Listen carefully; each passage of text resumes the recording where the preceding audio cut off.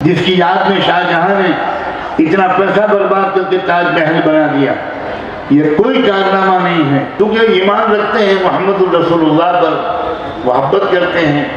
یہ لڑکی جو اپنے ماں باپ کو چھوڑ کر آئی ہے، یہ بابل کے آنگن کو چھوڑ کر ایک اجنبی ماحول میں زندگی گزارنے کے لیے آئی ہے، اور اب تو وہ دور آ رہا ہے کہ سماج کے شریف لوگوں کو ووٹ ڈالنے کے لیے نکلنے میں ڈر لگتا ہے۔ الحمدللہ وکفی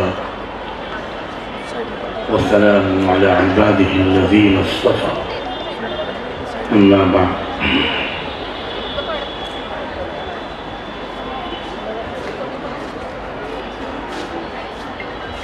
یا ایھا الذین آمنوا توبوا الی اللہ توبۃ نصوحا۔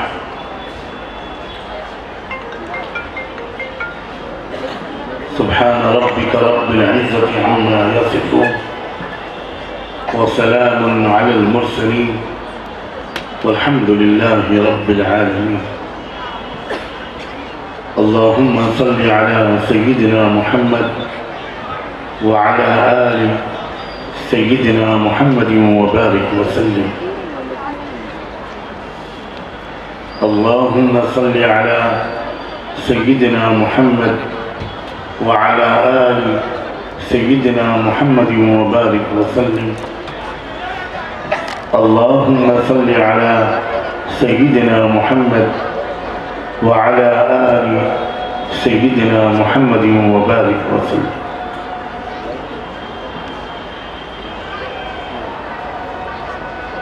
بہت ہی محبت اور قدر و احترام کے لائق میری بچیوں، بہنوں، بھائیوں،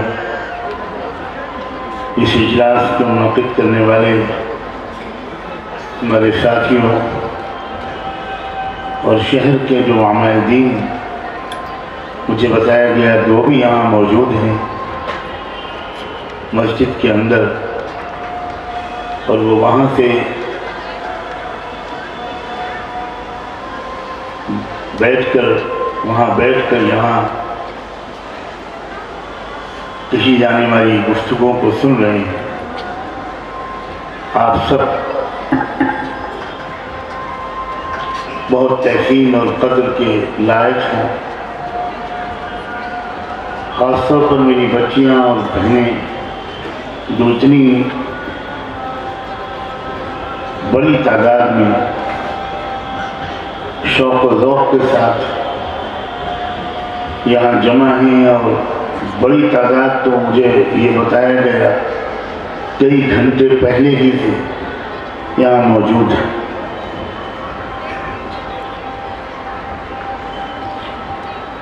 اللہ تعالیٰ آپ سب کے آنے اور بیٹھنے، تکلیف برداشت کرنے کی برکت سے اس وقت ہمارے اس اجتماع کو تاریخی کامیابی اور قبولیت عطا فرمائے۔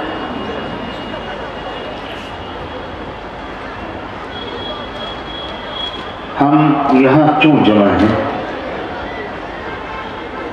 ہم نے کیوں آپ کو یہاں بلایا ہے؟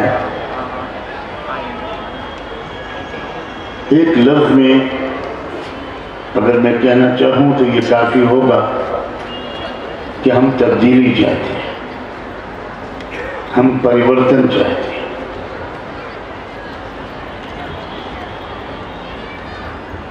ہم ٹرانسفارمیشن چاہتے ہیں۔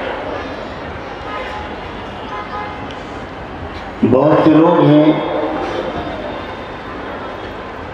دنیا میں بھی اور ہمارے ملک میں بھی جو پریورتن اور تبدیلی چاہتے ہیں، اور اس کے لیے اپنے انداز سے کوششیں کر رہے ہیں۔ ایسے بھی لوگ ہیں کہ جن کے خیال میں وہ پریورتن اور تبدیلی لانے کے لیے ملک میں نفرت کا ماحول ضروری ہے۔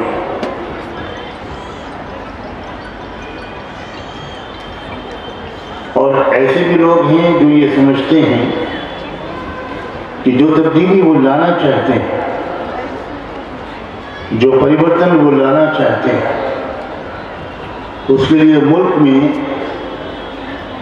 ملک کے شہریوں اور باشندوں کے درمیان ایک دوسرے سے خوف بھی ضروری ہے۔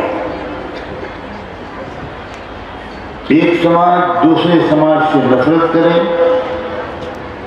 اور وہ سماج پہلے سماج سے ڈر سہن کر رہے۔ ہم بھی اس ملک میں تبدیلی اور پریورتن چاہتے ہیں، یہ کوئی ڈھکی چھپی بات نہیں۔ میں بہت صاف لفظوں میں کہنا چاہتا ہوں کہ ہم بھی اس ملک میں اور دنیا بھر میں ایک زبردست تبدیلی اور پریورتن کی ضرورت محسوس کر رہے ہیں۔ لیکن ہم جس تبدیلی کو چاہتے ہیں اس کی ایک خاص بات تو یہ ہے کہ سب سے پہلے وہ تبدیلی خود ہم اپنی ذات کے اندر چاہتے ہیں۔ وہ پریورتن، وہ اصلاح، وہ ریفارم اور وہ تبدیلی ہم سب سے پہلے خود اپنے اندر چاہتے ہیں۔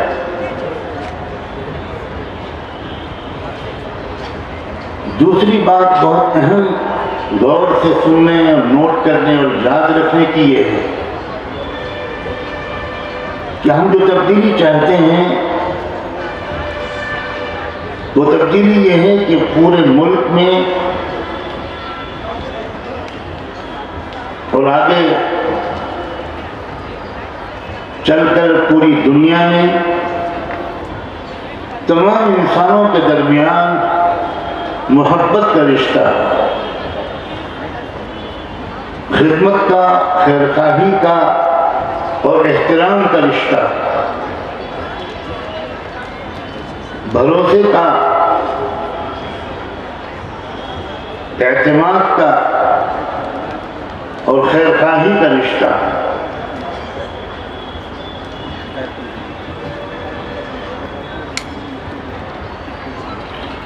اور کوئی خوف کسی انسان کو کسی انسان سے نہ رہے۔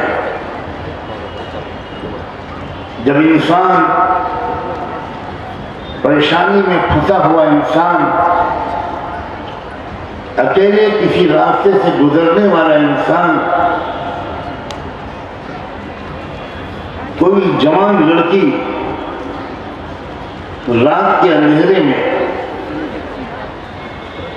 اپنی امی کے لیے دوا لینے کے لیے اسپتال جانے والی وہ لڑکی، اس کو کسی سے ڈر نہ ہو، بلکہ جب اس کی نظر پڑے کہ کچھ لوگ آ رہے ہیں،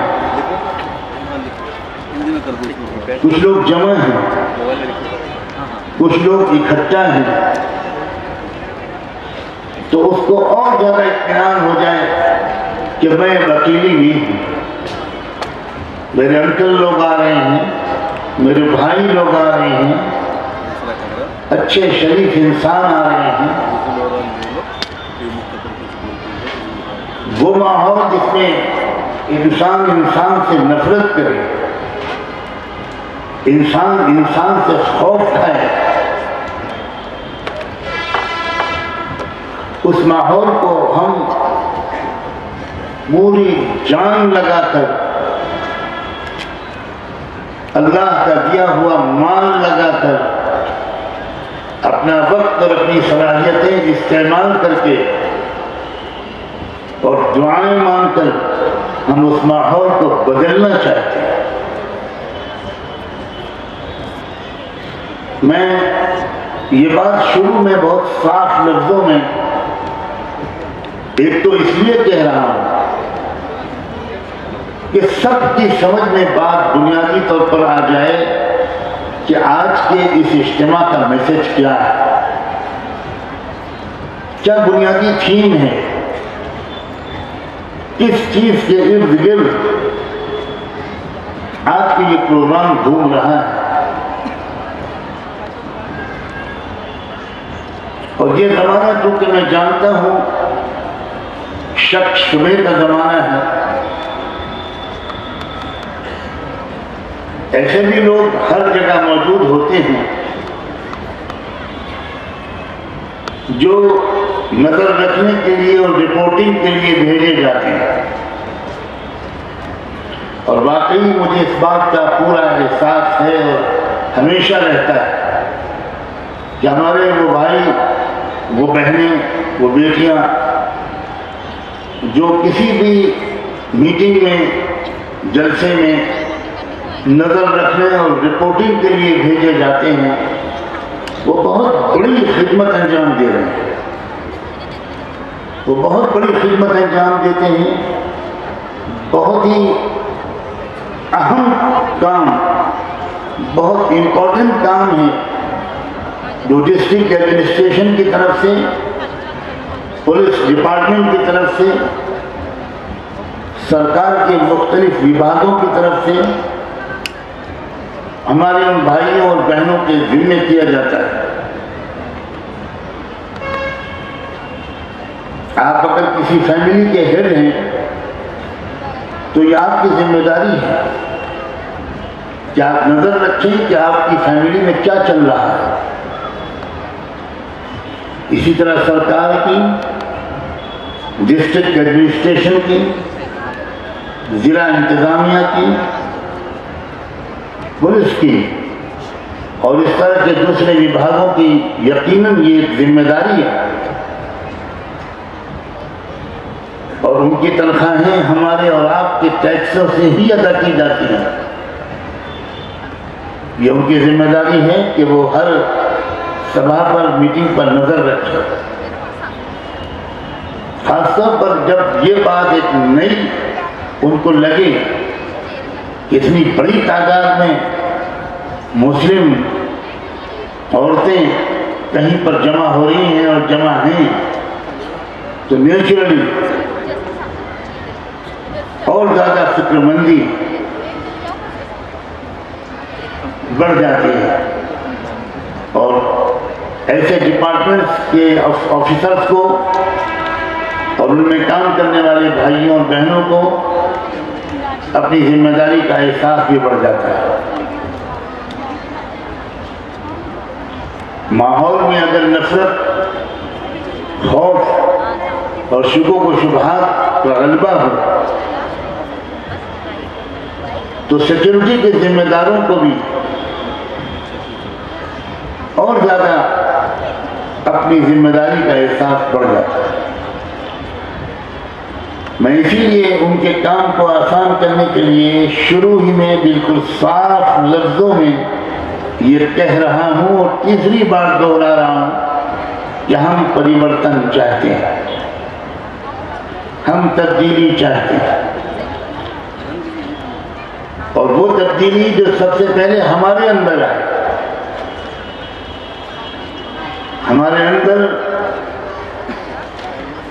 اپنے مالک کی پہچان ہے،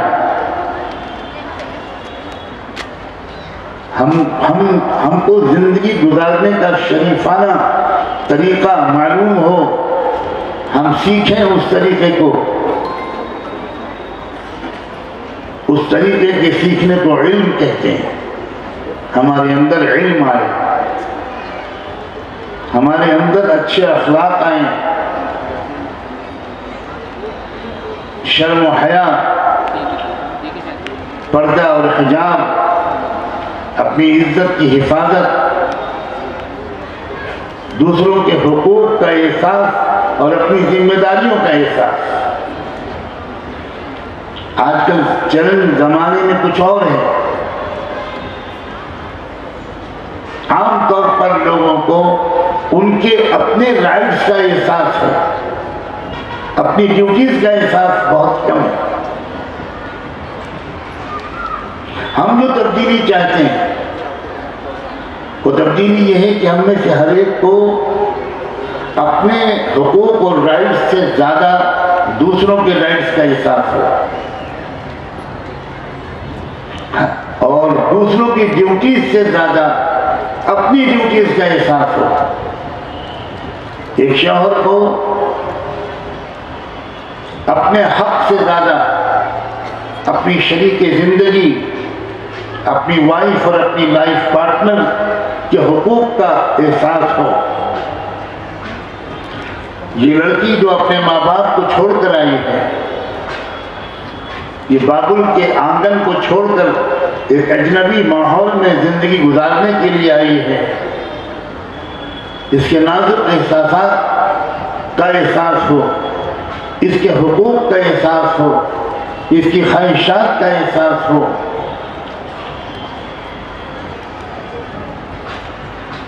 اور اس کی بیوی کو یہ احساس ہو. یہ بڑی زبردست ذمہ داری میرے شوہر نے اپنے سر لی ہے، ایک پوری فیملی کی ضروریات کا انتظام کرنا، ایک پوری فیملی کے روٹی کپڑے مکان کا انتظام کرنا، ایک فیملی کو کی اچھی تربیت کرنا. یہ بڑی بھاری ذمہ داری ہے. میں اپنے شوہر کے ساتھ پوری طرح کوآپریٹ کروں گی اور ان کے حقوق کا میں خیال کروں گی، اپنی ڈیوٹیز یاد رکھوں گی. ہم ایسی تبدیلی چاہتے ہیں کہ ہر شوہر کو اپنے حقوق سے زیادہ اپنے فرائض کا احساس ہو، اور ہر بیوی کو اپنے حقوق سے زیادہ اپنی ذمہ داریوں کا احساس ہو. ہر پڑوسی کو دوسرے پڑوسی کی پسند اور ناپسند اس کا لحاظ کرنے کی عادت پڑ جائے.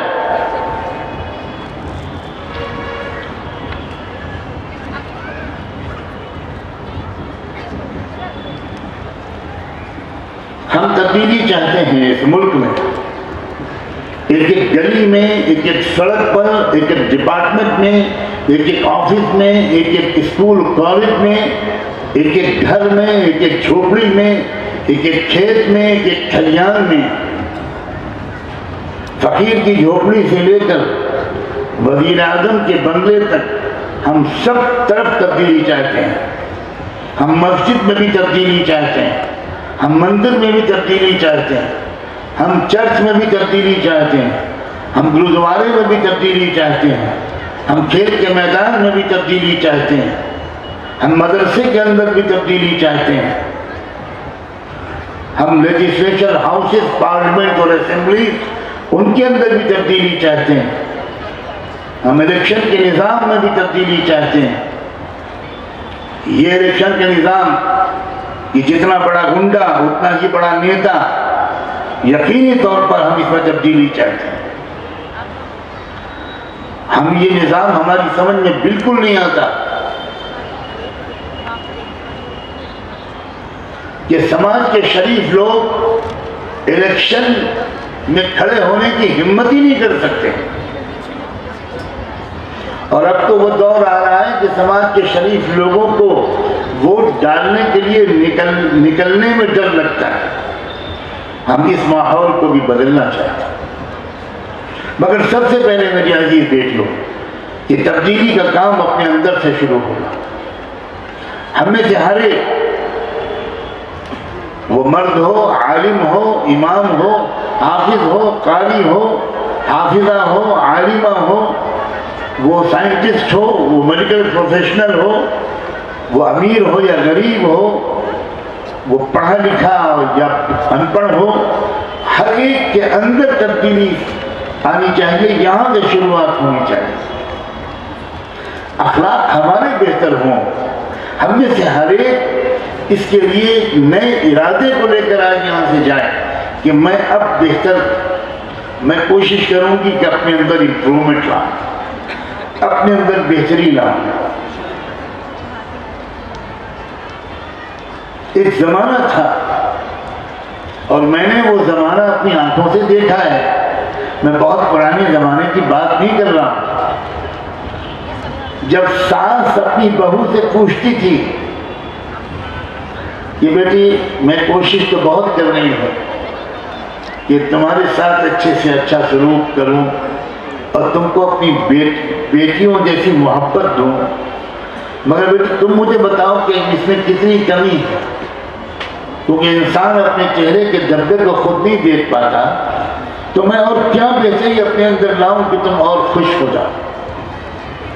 تم اپنے گھر میں، اپنے میکے میں اپنی امی کو چھوڑ کر آئی ہو، میں یہ چاہتی ہوں کہ تم کو میں اتنی محبت دوں کہ تم یہ کہو فخر سے کہ اب تک تو میری ایک ہی امی تھی، اب میری 2 ماں ہیں۔ کیا میں اس معیار پر کھڑی اتر رہی ہوں؟ میں انسانی قدریں ہمارے اندر سے نکلتی چلی جا رہی ہیں، ہمارے گھروں سے نکلتی چلی جا رہی ہیں، ہمارے محلوں اور سوسائٹیوں سے،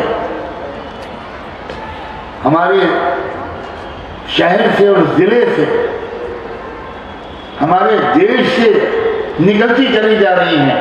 ہمارا ملک پہچانا جاتا تھا دنیا میں محبت سے، ہمارا ملک پہچانا جاتا تھا دنیا میں روحانیت سے، آدھیاتمکتا سے، اسپریچول ویلیوز سے۔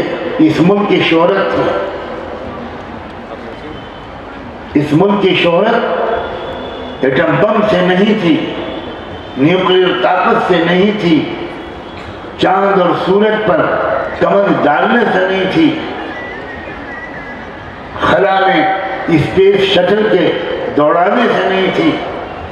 اس ملک کی، ہمارے اس ملک، اس دیش کی جو شہرت تھی دنیا میں، آپ غور تو کریں کہ یہ شہرت کہاں تک پہنچی تھی۔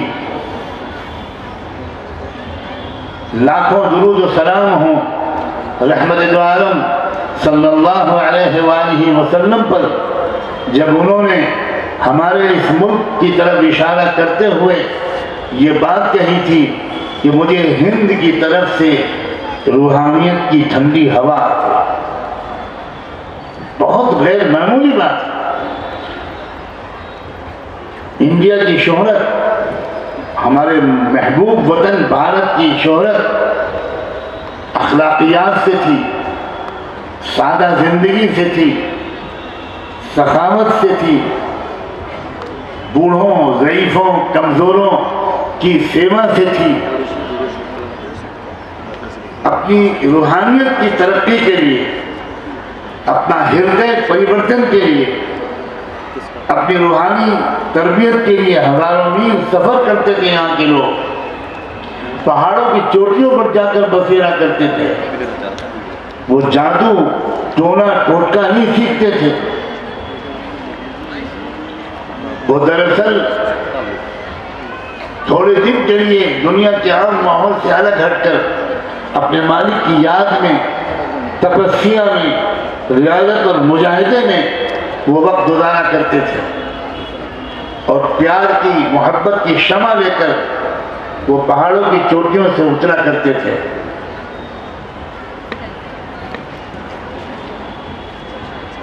ہم یہ تبدیلی چاہ رہے ہیں، اور یہ تبدیلی شروع ہوتی ہے اپنی ذات سے۔ جو انسان سماج میں پریورتن کی بات تو کرے مگر اپنے اندر پریورتن کی کوئی کوشش نہ کرے، وہ انسان جھوٹ بول رہا ہے اگر وہ کہتا ہے کہ سماج میں اچھا پریورتن چاہتا ہوں۔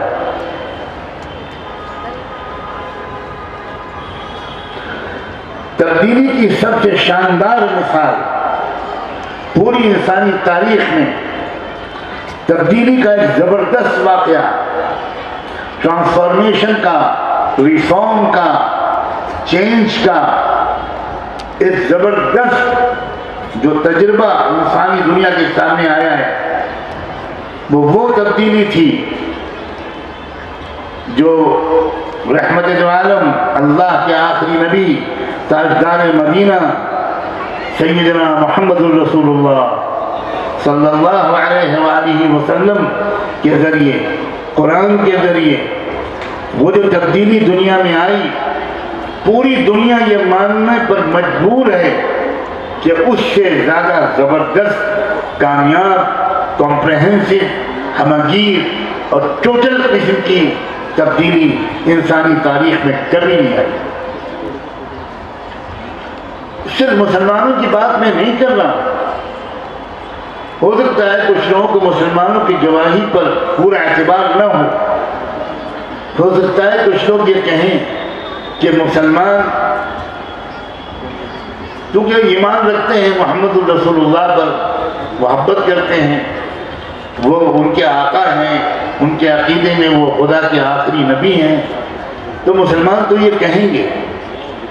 لیکن میں امید کر کے یہ سمجھ کر کہ یہ پڑھی لکھی خواتین کا مجمع ہے،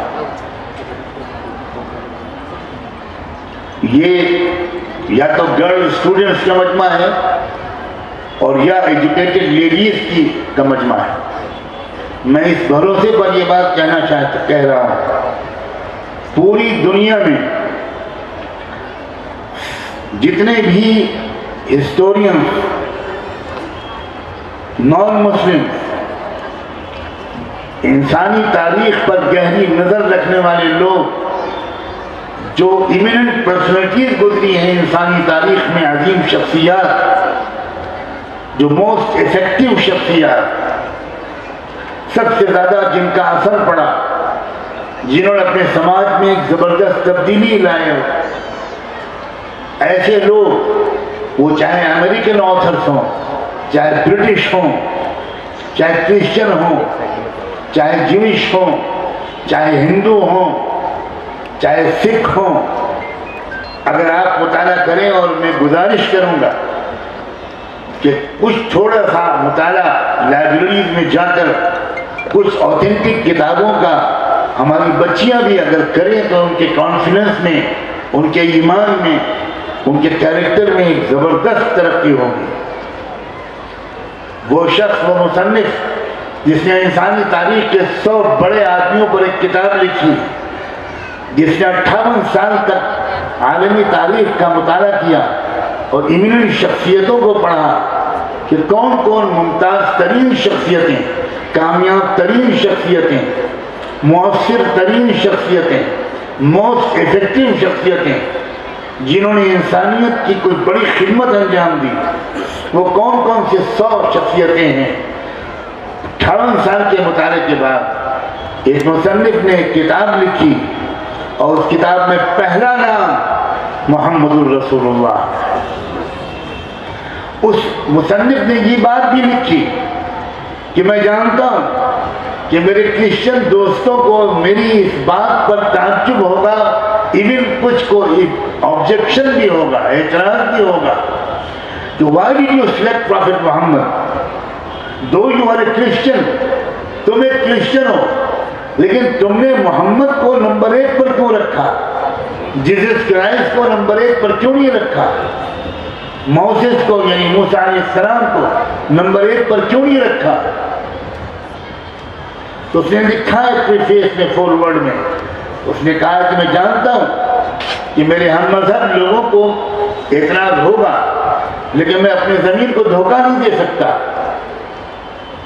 میں نے کمپیریزن کیا ہے، میں نے مہاتما گوتم بدھا کو بھی پڑھا ہے، میں نے مہاویر جین کو بھی پڑھا ہے، میں نے اس سے پہلے جیسس کرائسٹ کو بھی پڑھا ہے، اور میں نے اور نہ جانے کس کس کو پڑھا ہے، مگر I fail to find out a single person، ایک بندہ میں نہیں تلاش کر سکا جو محمد ابن عبداللہ محمد الرسول اللہ کی برابری کر سکے. حضرت عیسیٰ علیہ السلام بڑے عظیم انسان تھے، بہت پاک باز و پاک دامن، نگاہ پاک، سخن دل نواز، فقیرانہ زندگی. عیسیٰ علیہ السلام نے اپنا کوئی گھر نہیں بنایا، اپنا کوئی گھر نہیں بسایا، شادی نہیں کی، ایک عجیب فقیرانہ درویشانہ زندگی گزاری. مگر عیسیٰ علیہ السلام وہ تبدیلی لا سکے ہوں جو محمد لے آئے. میں جانتا ہوں، میں عیسائی ہوں، لیکن میں کہتا ہوں کہ وہ تبدیلی جو محمد لانے میں کامیاب ہوئے وہ مجھے کہیں نظر نہیں آتا. محمد نے تجارت کا انداز بدل دیا، محمد نے حکومت اور سیاست کا انداز بدل دیا، محمد نے اکنامکس کے اصول بدل دیے، محمد نے زندگی کے ہر میدان، ایجوکیشنل سسٹم میں फैमिली सिस्टम में, गवर्नेंस के सिस्टम में सोसाइटी को लीड कैसे किया जाए, नौजवानों की सलाहियतों को ऊपर कैसे लाया जाए, ख़वातीन के पोटेंशियल को मुआशरे की हमजहती तरक्की में कैसे इस्तेमाल किया जाए। ऑल राउंड डेवलपमेंट अगर किसी ने किया तो सिर्फ एक शख्स है मेरे 58 साल मुताले में, और वो है मोहम्मद रसूलुल्लाह। और मैं सिर्फ इसलिए उनको नंबर 2 पर ले आऊँ कि मैं ईसाई हूँ, ये मेरा ज़मीर गवारा नहीं करता। प्रोफेसर राव हमारे मुल्क में, साउथ इंडिया में एक इमिनेंट एजुकेशनल शख्सियत गुजरी है। उन्होंने हज़रत मोहम्मद रसूलुल्लाह के सीरत पर ऐसी ज़बरदस्त किताब लिखी है कि मैं अक्सर मुस्लिम नौजवान बच्चों और बच्चियों को जो पूछते हैं कि मोहम्मद रसूलुल्लाह की सीरत पर आपको कोई किताब बताएंगे, तो मैं जहाँ मुस्लिम उलमा की किताबें बताता हूँ, मौलाना कादी सुलेमान मंसूर पूरी की रहमतुल लिल आलमीन बताता हूँ, अल्लामा शिबली और सैयद सलमान नदवी की सीरत नबी पढ़ने का मशवरा देता हूँ। जहाँ सैयद सलमान नदवी की किताब मोहम्मद द आइडियल प्रॉफिट ये पढ़ने की का मशवरा देता हूँ, वहाँ मैं प्रोफेसर राव की किताब पढ़ने का मशवरा देता हूँ। महात्मा गांधी जब 1937 में इंडिया में पहला जनरल इलेक्शन हुआ, अंग्रेज हुकूमत के ज़ेर निगरानी, और अक्सर सूबों में उस वक्त चूँकि अकेली पार्टी कांग्रेस थी, वो उसको अक्सरियत मिली, उसने हुकूमत बनाई, तो गांधी जी ने उन इंडियन स्टेट्स के इलेक्टेड चीफ मिनिस्टर्स को, जिनको उस ज़माने में अपनी अपनी स्टेट का प्राइम मिनिस्टर कहा जाता था, उनको एक खत लिखा और उनको लिखा कि अगर तुम सही माने में स्वराज कायम करना चाहते हो, एक ऐसी हुकूमत जो निहायत खुलूस के साथ चले और अपनी कदरों और वैल्यूज़ के साथ देश की तरक्की के लिए काम करे, तो मैं तुमको मशवरा देता हूँ कि अबू बकर और उमर जो मोहम्मद के 2 साथी थे, इन दोनों की जो बायोग्राफी है, इन दोनों की जो लाइफ हिस्ट्री है, वो पढ़ो, तब तुमको पता चलेगा कि देश में इंसाफ का निज़ाम कैसे कायम किया जाता है। अरबी में कहते हैं फज़्ल मा शहीदा बिही अल-अदम, कि फजीलत, तरक्की, महारत और कामयाबी की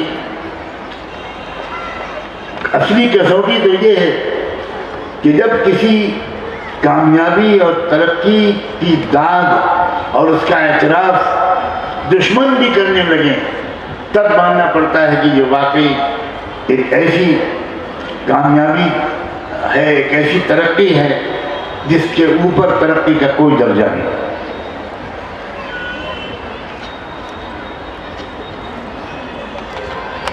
हम सब इस बात को दुख के साथ महसूस कर रहे हैं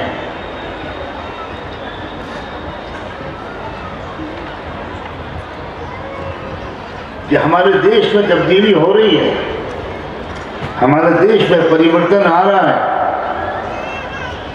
लेकिन वो परिवर्तन नेगेटिव है, वो पॉजिटिव नहीं है, वो मोहब्बत वाला नहीं है, नफरत वाला है, वो एक दूसरे पर भरोसा और एतमाद वाला नहीं है, वो खौफ और डर वाला है, वो साजिशों वाला है, वो मॉब लिंचिंग वाला है,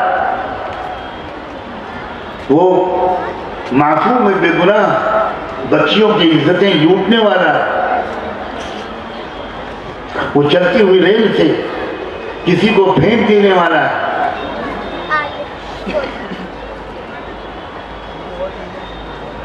हम समझते हैं कि जिसको वाकई मुल्क से मोहब्बत होगी, जिसको वाकई इस देश से मोहब्बत होगी, जो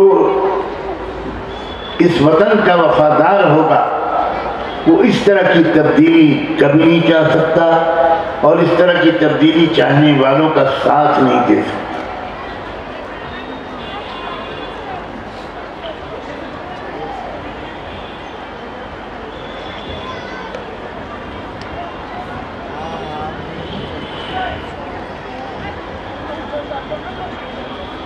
اس طرح کی تبدیلی جس طرح کی میں نے اب تک جس کا ذکر کیا ہے، جس کی خواہش یقیناً آپ سب کے سینوں میں جاگی ہوگی، آپ کے دل میں بھی یہ خیال آیا ہوگا کاش ہم بھی اس تبدیلی کو دیکھ لیں، کاش ہماری زندگی میں یہ پریورتن آ جائے، کاش نفرت کی جگہ محبت ہمارے ملک میں ہمارے سامنے آ جائے۔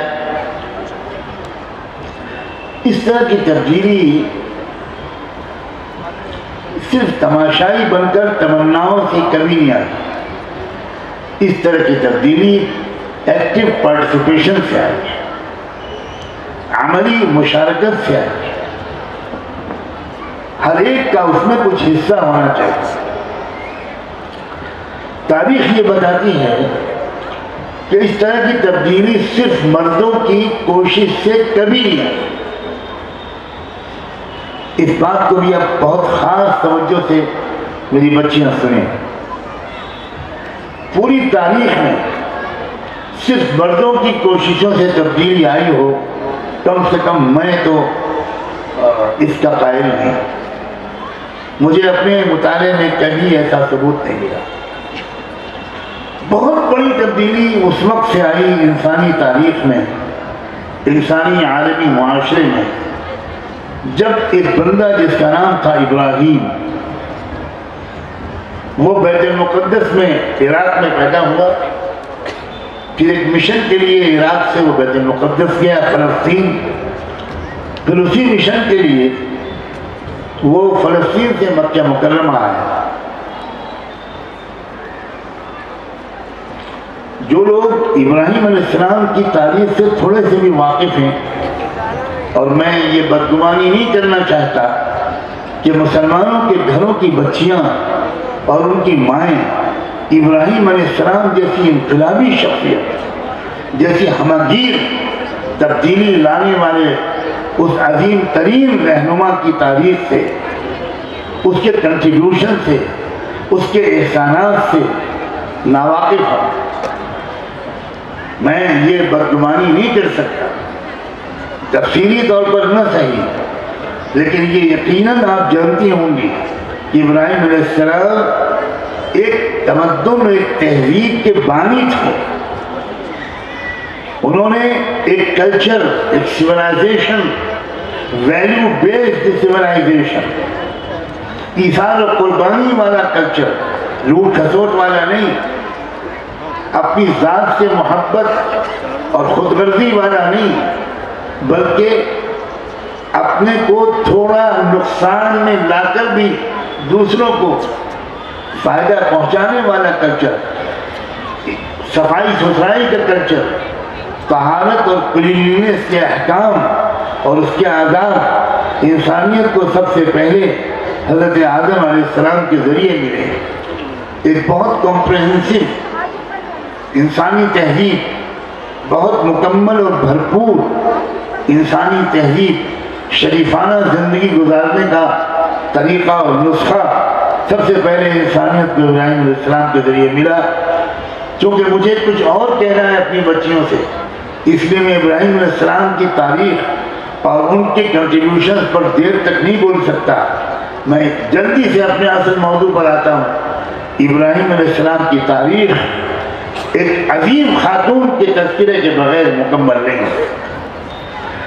اگر حضرت حاجرہ نے ان کا ساتھ نہ دیا ہوتا، اس عظیم خاتون نے حضرت ابراہیم کا ساتھ نہ دیا ہوتا اور مشکل ترین حالات میں ساتھ نہ دیا ہوتا، ان کی ہمت نہ بڑھائی ہوتی، تو یاد رکھیے نہ مکہ ہوتا، نہ کعبہ ہوتا، نہ زمزم ہوتا، نہ مطاف ہوتا، نہ طواف ہوتا، نہ صفا و مروہ ہوتی، نہ سعی ہوتی صفا و مروہ کے درمیان، نہ منی ہوتا، نہ عرفات، نہ مزدلفہ، نہ حج، نہ عمرہ۔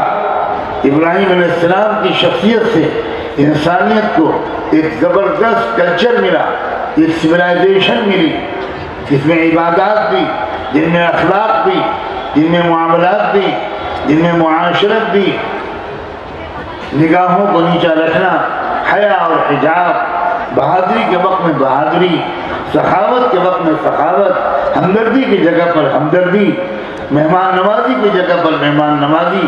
اور یہ ابراہیم علیہ السلام کے وہ اوصاف ہیں جن کا تذکرہ قرآن نے کیا ہے.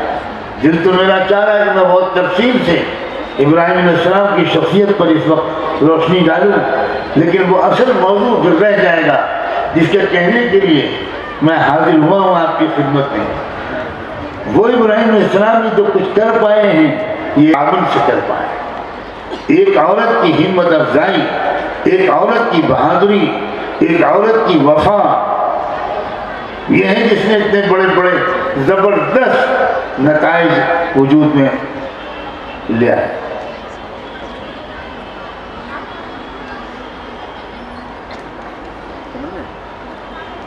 تنہا ابراہیم علیہ السلام کے تذکرے سے وہ تاریخ کا بیان مکمل نہیں ہو سکتا. وہ عظیم خاتون، ان کا ایکول کنٹریبیوشن ہے، برابر کا حصہ ہے ابراہیم علیہ السلام کی تہذیب میں. اسی لیے جہاں درود شریف میں ہمیں سکھایا گیا کہ ابراہیم پر بھی درود بھیجو، وہیں آل ابراہیم کا بھی تذکرہ کیا گیا. اللہ نہیں بھول سکتا، ہم اور آپ بھول سکتے ہیں. اور عورتوں کی قربانیوں کو تو بہت بھلایا گیا. یہ بہت بڑی زیادتی ہوئی ہے. میں اپیل کرتا ہوں، گزارش کرتا ہوں، امید کرتا ہوں، ابھارتا ہوں، آپ کو انکریج کرتا ہوں کہ آپ کم سے کم انسانی تاریخ میں انقلابی خواتین کی تاریخ پڑھیں. آپ کا مطالعہ تھوڑا ہونا چاہیے، اس سے آپ کو اپنے اوپر اعتبار آئے گا، آپ کی ہمت بڑھے گی، اپنی آپ کو بہتر طریقے پر آپ پہچان پائیں گے. اپنی فیملی کی تربیت کے سلسلے میں آپ کو اس نالج سے زبردست ہمت ملے گی.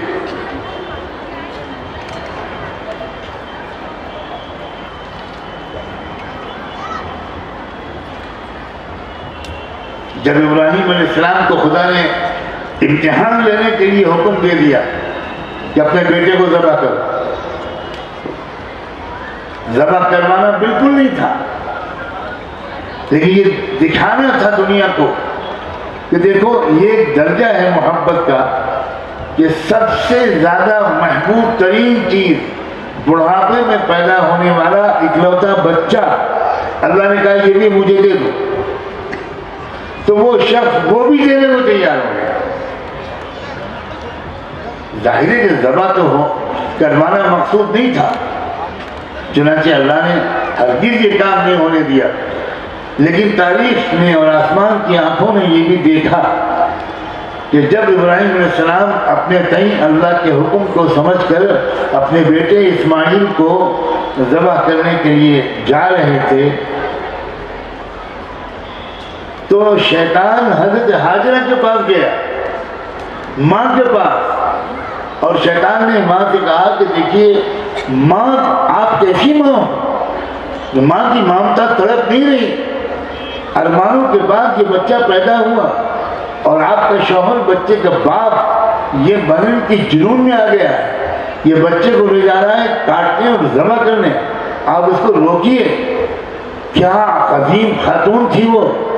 اس نے کہا اگر اللہ نے میرے شوہر ابراہیم سے اس کا مطالبہ کیا ہے تو ابراہیم کو وہ کرنا چاہیے جو اللہ چاہتے ہیں. میں ابراہیم کو نہیں روکوں گی، تو بدبخت یقیناً شیطان اور ابلیس ہے، دفع ہو جا میرے پاس سامنے سے. اور یہ حضرت حاجرہ نے کنکریاں اٹھائیں اور وہ کنکریاں اٹھا کر اس کو ایک ایک کر کے ماری. اب آپ سوچئے اللہ کے ہاں اپنی بندیوں کی کتنی قدر ہے. جو منہ میں وہ بیچ کی رمی جہاں ہوتی ہے کنکریاں ماری جاتی ہیں، وہ تاریخ کے لکھنے والے یہ بتاتے ہیں وہ وہی جگہ تھی جہاں ماں نے اپنے بیٹے کو قربان ہونے کے لیے جانے دیا اور روکنے والے شیطان کو دفع کر دیا. اس عظیم خاتون کی یادگار میں اللہ نے کہا کہ تم نبی ہو یا ولی یا عام مسلمان، تمہارا حج قبول نہیں ہوگا، تمہارا عمرہ قبول نہیں ہوگا جب تک تم اس میری بندی کے جگہ پر جا کر اس کی ادا کی نقل نہیں کرو. تم کو بھی کنکریاں مارنی ہوں گی. یہ ہے اسلام میں عورت کا مقام. یہ صفا و مروہ کی سعی آپ میں سے جو عمرہ اور حج کر چکی ہیں وہ جانتی ہیں کہ کیا ہے صفا مروہ. یہ بھی حضرت حاجرہ کی اس مامتا اور اس ایمان و یقین، ان دونوں کی یادگار. ایک بندی کی یادگار اللہ نے ایسے محفوظ رکھی ہے کہ تمہارا حج مکمل نہیں ہوگا، تمہارا عمرہ مکمل نہیں ہوگا جب تک تم میری اس وفادار بندی کے نقش قدم پر دیوانہ وار دوڑو گے نہیں. موسیٰ علیہ السلام کا قصہ ان کی عظیم ماں کے تذکرے کے بغیر مکمل نہیں ہو سکتا. عیسیٰ علیہ السلام کا واقعہ ان کی عظیم ماں مریم کے تذکرے کے بغیر مکمل نہیں ہو سکتا. اور دور کیوں جائیے، کیا رحمت دو عالم صلی اللہ علیہ وآلہ وسلم کا تذکرہ اس عظیم وفادار شریک حیات ام المومنین سیدہ خدیجہ الکبریٰ رضی اللہ عنہا کے بغیر مکمل ہو سکتا ہے؟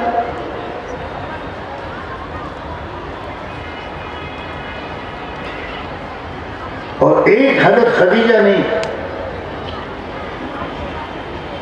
ہزاروں لاکھوں خدیجائیں ہیں جنہوں نے اس امانت کو ہم تک پہنچانے میں بہت بڑا کردار ادا کیا ہے، بہت عظیم کردار ادا کیا. میں تو یہاں تک کہنے کی ہمت کرتا ہوں، ہمارے سماج میں جو خرابی آئی ہے، ہمارے معاشرے میں جو بگاڑ آیا ہے، اس کی شاید سب سے بڑی وجہ یہ ہے کہ ہماری اکثر بہنوں اور بیٹیوں نے اپنا اصلی کردار بھلا دیا، انہیں بتایا نہیں گیا شاید. اور یہ میں ان کی طرف سے ایک عذر پیش کرتے ہوئے کہہ رہا ہوں، ایک ایکسکیوز ڈھونڈ رہا ہوں ان کے لیے. ان کو شاید بتایا نہیں گیا، ان کو نہیں معلوم کہ سماج میں بہتر تبدیلی لانے میں ان کا کیا کردار ہونا چاہیے. جب سے عورتوں نے یہ محاذ چھوڑا ہے، جب سے عورتوں نے اپنی ذمہ داری کو بھلایا ہے، تب سے تنہا مردوں کی کوششوں سے معاشرے کا بگاڑ دور نہیں ہو پا اور نہیں ہو پائے گا، ہرگز نہیں ہو پائے گا. اگر سچ پوچھئے تو میں اس وقت دیوانہ وار پورے ملک میں جانے کی کوشش کر رہا ہوں اور ہر جگہ کے لوگوں سے کہہ رہا ہوں کہ کوئی اور طبقہ جمع ہو پائے یا نہ ہو پائے، مجھے کسی طرح اپنی بچیوں سے، بہنوں سے بات کرنا.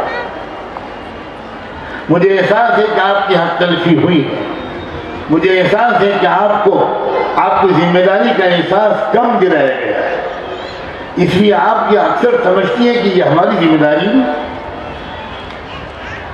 آپ کو کوئی وہ اٹیچمنٹ، وہ کنسرن، وہ فکر و تشویش، وہ جذباتی لگاؤ کہ یہ معاشرہ کدھر جا رہا ہے، یہ ہو کیا رہا ہے. اب اس ملک کے اندر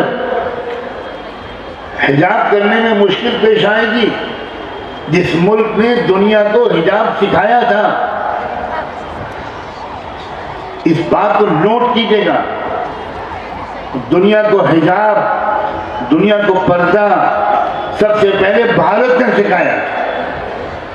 اس دیش کے اندر ہماری بچیوں کو پریشان اٹھانی پڑے اگر وہ اصلی بھارتی سنسکرتی کی طرف واپس جانا چاہیں، اگر وہ پردہ کرنا چاہیں. میں آپ کو یہ انکریج تو نہیں کر سکتا کہ آپ فلاں کتاب پڑھیں اور فلاں کتاب پڑھیں، لیکن اگر کسی رامائن کے ایکسپرٹ اسکالر سے آپ کی ملاقات ہو، آپ کے کالج میں کوئی سنسکرت کے پروفیسر ہوں، کوئی ویدک دھرم کے پروفیسر ہوں، کوئی رامائن کو پڑھنے والے اسکالر آپ کو مل جائیں، میل یا فیمیل، یا آپ گوگل پر خود سرچ کر کے رامائن کا انگلش ٹرانسلیشن پڑھیں یا ہندی ایڈیشن پڑھیں، تو آپ اس چیپٹر کو کھولیں کہ جس میں سیتا جی کی واپسی کے بعد جو جشن منایا جا رہا ہے، خوشی منائی جا رہی ہے. اتنی لمبی جدائی کے بعد شری رام چندر جی اور سیتا جی کا ملن ہو رہا ہے. یقیناً یہ خوشی کی بات ہے. تو ان کے چھوٹے بھائی لکشمن، رام چندر جی کے چھوٹے بھائی لکشمن سے کہا جاتا ہے ہار دے کر، مالا دے کر، کہ اس خوشی کے موقع پر اپنی بھابھی کے گلے میں، سیتا جی کے گلے میں یہ مالا ڈالو. یہ بہت خوشی کا موقع ہے، اس کو ہم انجوائے کریں گے، سیلیبریٹ کریں گے. وہاں 14 مہلائیں رامائن کے بیان کے مطابق کھڑی ہیں. میں نہیں ذمہ داری لیتا کہ وہ بیان کتنا سچا ہے کتنا جھوٹا، لیکن میں بتا رہا ہوں کہ جو لکھا ہے کہ 14 عورتیں وہاں پر کھڑی تھیں. لکشمن جی ہار لے کر، مالا لے کر کھڑے ہو گئے. ان 14 مہیلاؤں کے سامنے سر جھکا کر، نگاہیں جھکا کر. لوگوں نے کہا کہ لکشمن جی جلدی کیجئے، دیر ہو رہی ہے، ابھی اور بھی کاریہ ہے، آپ بھابھی کے گلے میں جلدی سے ہار پہنائیے. تو لکشمن جی نے کہا کہ مجھے کوئی بتا دے کہ میری بھابھی ان مہیلاؤں میں سے کون سی ہے. تو ان سے لوگوں نے کہا کہ آپ 14 سال اکیلے اپنی بھابھی کی حفاظت کے لیے آپ جنگل میں رہے ہو اور آپ ابھی تک اپنی بھابھی کو نہیں پہچانتے. تو لکشمن جی نے کہا میں نے کبھی ان کے چرنوں سے اوپر دیکھا ہوتا تب تو میں پہچانتا، اس کے سوا پردہ اور کیا ہے. یہ جہالت ہے. یہ پالیٹکس تو ہو سکتی ہے، یہ راجنیت تو ہو سکتی ہے، لیکن اس کا کوئی تعلق دھرم سے نہیں ہے، اس کا کوئی تعلق سنسکرتی سے نہیں ہے، اس کا کوئی تعلق گیان سے نہیں ہے، اس کا کوئی تعلق علم سے نہیں ہے، اس کا کوئی تعلق نالج سے نہیں ہے. یہ ہے پردہ. اس وقت تو قرآن نہیں آیا تھا، اس وقت تو محمد رسول اللہ دنیا میں تشریف نہیں لائے تھے. لوگوں نے جہالت کی وجہ سے، اور میں ٹوک لفظوں میں کہہ رہا ہوں، بھارت کے لوگ، بھارت کے پولیٹیکل لیڈرز، وہی بھارت کی تاریخ کے اعتبار سے بالکل جاہل ہے. انہوں نے بھارت کی تاریخ نہیں پڑھی. اور اس سے آگے بڑھ کر کہتا ہوں، انہوں نے اپنے مذہب کی کتابوں کو بھی ٹھیک سے نہیں پڑھا. وہ عوام کی جہالت کا فائدہ اٹھا کر نہ جانے کیا کچھ کہتے رہتے ہیں اور پبلک بیچاری تالی بجاتی ہے.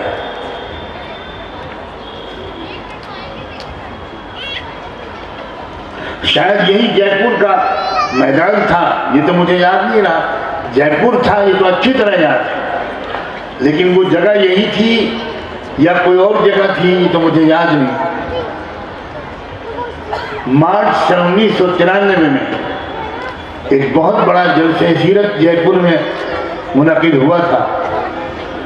اس کو کرنے والے جو نوجوان تھے وہ میرے پاس جب آئے لکھنؤ، اس وقت میں لکھنؤ میں رہتا تھا، اور مجھے اس جلسہ سیرت میں انوائٹ کرنے کے لیے آئے. تو میں نے ان سے کہا کہ بھائی محمد رسول اللہ جن کی سیرت پر آپ جلسہ منعقد کر رہے ہیں وہ صرف مسلمانوں کے پیغمبر نہیں تھے، وہ ساری انسانی دنیا کے لیے خدا کے بھیجے گئے رسول تھے. اس لیے آپ جب جلسہ وہاں کریں تو آپ برادران وطن کو، نان مسلم بھائیوں اور بہنوں کو بھی اس میں اسی اہمیت کے ساتھ بلائیں. شروع میں ان کو لگا کہ یہ بہت مشکل ہے. 2-3 مہینے پہلے بابری مسجد ڈیمولش ہوئی تھی، اور آپ کے راجستھان میں جو بی جے پی گورنمنٹ تھی اس نے ریزائن کیا تھا یا ڈسمس کی گئی تھی، تو بہت تناؤ تھا ماحول میں. لیکن جب میں نے اصرار کیا کہ بھئی آپ اور حضرات کو بلا لیجیے، میرے آنے کی تو یہ شرط ہے کہ آپ برادران وطن کو بھی بلائیے. وہ نہ آئیں وہ الگ بات ہے، لیکن آپ بلائیے ضرور. بہرحال انہوں نے ہمت کی، مجھے اطلاع دی کہ ہم نے آ کر یہاں جب بات چلائی تو ہمیں لگا کہ اتنا مشکل نہیں ہے جتنا ہم سمجھ رہے تھے. چنانچہ میں پہنچ گیا اس جلسے میں.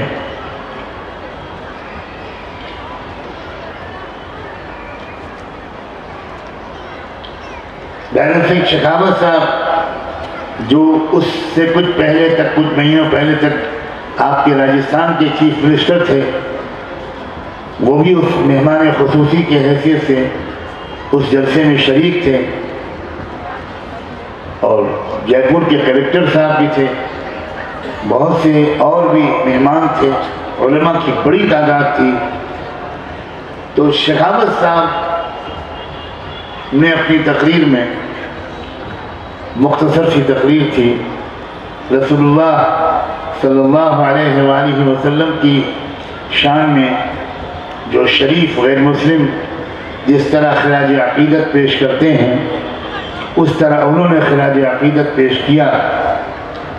لیکن اس کے بعد انہوں نے کہا کہ اس وشے پر میں کیا بول سکتا ہوں، میں تو سننے اور سیکھنے آیا ہوں. لیکن چونکہ یہاں منچ پر بہت سے ودوان بیٹھے ہیں، اس لیے میں ایک پرشن پوچھنا چاہتا ہوں، اور بہت دنوں سے میرے دماغ میں وہ سوال کھٹک رہا ہے. وہ سوال یہ ہے کہ جس قوم کے پاس زکوٰۃ جیسا سسٹم موجود ہے وہ قوم غریب کیوں ہے؟ یہ بات ابھی تک میری سمجھ میں نہیں آئی.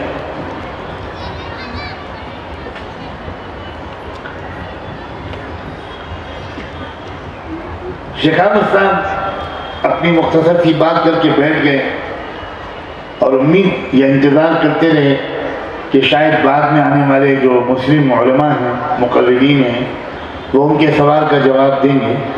لیکن 2-3 لوگ آئے اور گئے لیکن جواب نہیں دیا انہوں نے کسی وجہ سے. تو شکھاوت صاحب اٹھ کر جانے لگے. رات کا 1 بج چکا تھا یا اس سے بھی زیادہ. موسم کافی ٹھنڈا تھا. تو میں بہت بے چین ہوا اور میں نے جلسے کے منتظمین سے کہا کہ شکھاوت صاحب سے درخواست کیجیے کہ چند منٹ رک جائیں اور ان مقرر صاحب کی تقریر کے بعد مجھے بلا لیجیے. میں ان کے اس سوال کا جواب 2-2.5 منٹ میں دے دوں گا، پھر وہ چلے جائیں. چنانچہ ایسے ہی ہوا.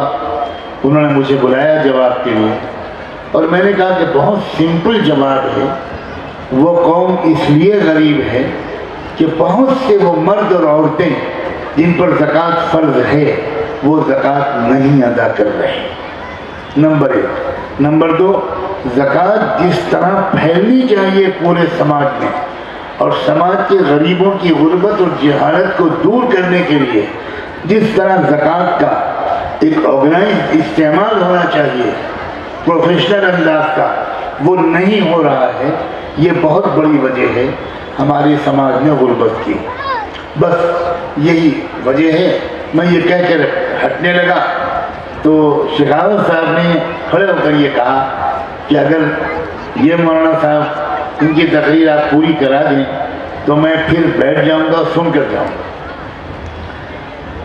اس طرح اسی وقت مجھے بلایا گیا کہ آپ اپنی پوری بات کہیے. تو اللہ کا شکر ہے بہت کھل کر میں نے بہت سی باتیں کہیں. اس وقت تو سب یاد بھی نہیں ہوں گی اور سب دوہرا بھی نہیں سکتا. جو بات میں نے ان سے کہی وہ یہ کہ شکھاوت صاحب اگر آپ کو زکوٰۃ کا انسٹیٹیوشن پسند ہے اور اس کے ذریعے غریبی امیری میں تبدیل ہو سکتی ہے تو اگر یہ پسند ہے تو فلاں سماج کی غریبی کیوں نہیں دور ہو رہی؟ یہ سوال کر کے آپ کی ڈیوٹی پوری نہیں ہوگی. آپ کیوں نہیں اس سسٹم کو ایڈاپٹ کرتے؟ آپ خود کیوں نہیں قبول کرتے اس سسٹم کو اس دیش کی غریبی کو دور کرنے کے لیے؟ پھر آگے اس کے بعد اور یہاں تک کہ میں نے کہا کہ کیا بتائیں شکھاوت صاحب، اسلام کو نہ مسلمان سمجھ پا رہے ہیں نہ نان مسلم. نان مسلم لوگ کیا سمجھ پائیں، ان سے ہمیں کیا شکوہ، اکثر مسلمان ہی نہیں سمجھ پا رہے. میں نے کہا زکوٰۃ ہی نہیں، یہ نماز بھی بھارت میں سب سے پہلے ملی تھی. یہ نماز سب سے پہلے محمد رسول اللہ کو نہیں ملی. یہ نماز سب سے پہلے مکہ اور مدینے میں نہیں اتری. یہ نماز بھارت میں اتری ہے اور اس کا ثبوت موجود ہے. آپ کی فنا کی طرح۔ بس بچیوں میں یہ کہنے کے لیے آیا ہوں کہ اس ملک کو اور اس سماج کو، اپنے شہر کو، اپنے ضلع کو، اپنے محلے کو، اپنے خاندان کو، اپنے پڑوس کو اس نفرت اور خوف کی آگ میں مت جائیں۔ آپ خود اٹھو، علم حاصل کرو، اپنے اندر تبدیلی لاؤ۔ پہلی بات اپنے اندر تبدیلی، ہمارے اندر کے تقوی اور بڑھے، احتیاط اور بڑھے، نماز کا اہتمام اور بڑھے، بڑوں کا ادب اور بڑھے، غریبوں کی خدمت اور بڑھے، نگاہوں پر قابو اور بڑھے، اپنے وقت کا صحیح استعمال اور بڑھے، نیک جذبات، معصوم تمنائیں یہ اور ہمارے سینوں میں گردش کریں۔ کبھی کبھی تو ہماری آنکھوں سے آنسو نکلیں جب ہم سجدے میں گرے ہوں، جب ہم رکوع میں ہوں۔ کبھی کبھی تو ہمارے اندر کہ کوئی ایک کرنٹ دوڑے جب ہم نام لیں رحمت دو عالم سیدنا محمد رسول اللہ کا، جب ہم یہ تذکرہ سنیں کہ ان کی بیٹیوں اور نوازوں کو فاقہ کرنا پڑا تھا، ان کو اپنے پیر پر پتھر باندھنے پڑے تھے، ان کے گھر میں چولہا نہیں جل پاتا تھا، اور وہ کس لیے کس کام میں مشغول رہتے تھے۔ اپنے اندر تبدیلی لاؤ۔ میری عزیز بچیوں، بہت محبت کے ساتھ تم سے کہتا ہوں، ہرگز میں یہ نہیں کہتا کہ تم خدا نہ خواستہ نیک نہیں ہو، بالکل نہیں، ہرگز نہیں۔ اللہ جانے تم میں کیسی کیسی پاک دامن بچیاں بیٹھی ہوں، کیسی کیسی نیکیاں اپنے دامن میں چھپائے بیٹھی ہوں، تمہارے اعمال ناموں میں کیسی کیسی شاندار نیکیاں لکھی جا چکی ہوں، لیکن میں بہت محبت کے ساتھ تم سب کی اجازت سے یہ ضرور کہتا ہوں،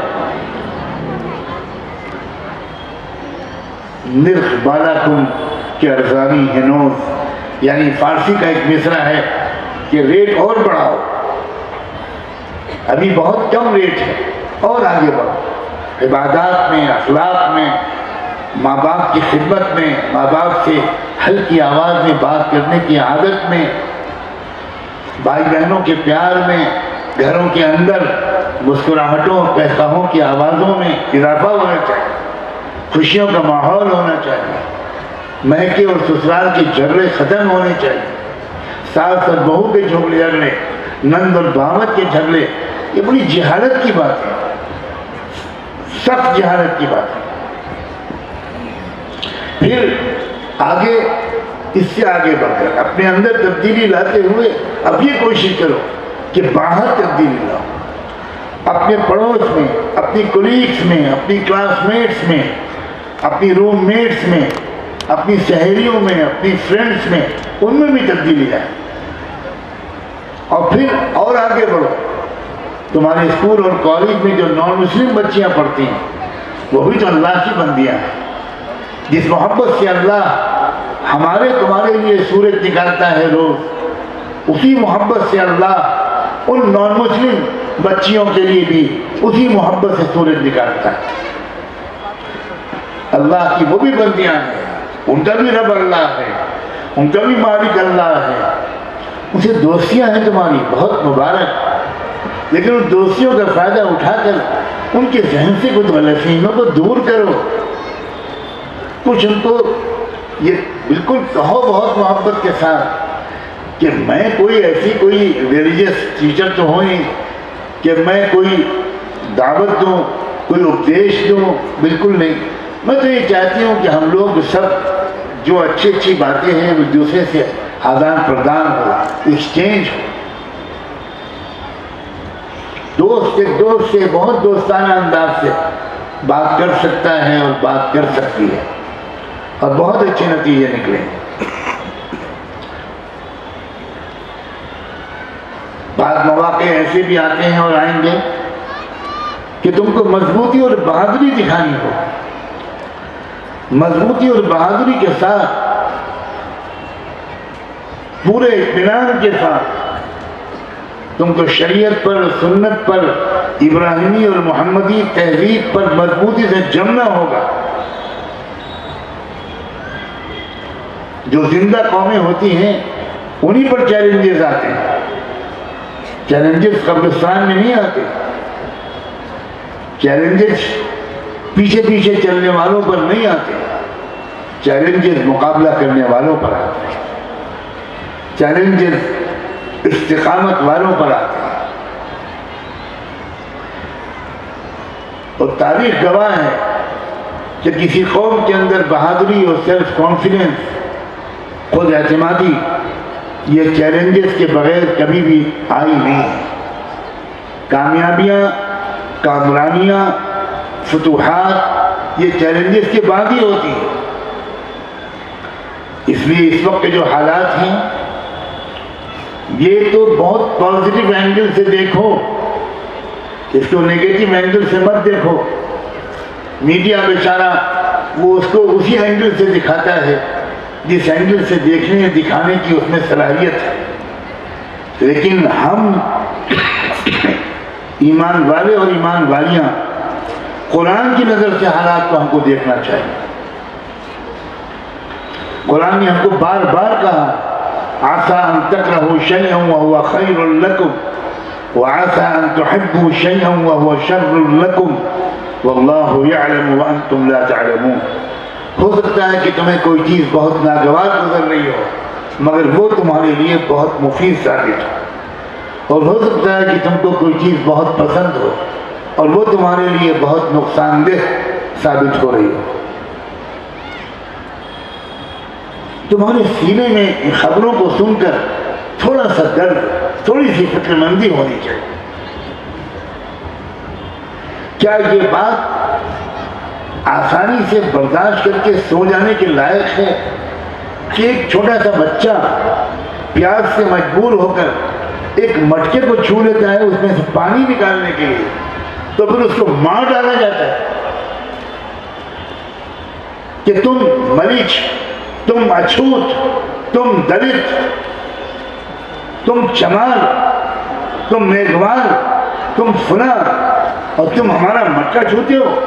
ہم ہیں برہمن، ہم ہیں اپر کاسٹ، ہمارا مٹکا چھونے کی اجازت نہیں، اجازت ہی نہیں بلکہ سزا یہ ہے کہ مار مار کے تمہیں مار ڈالا جائے۔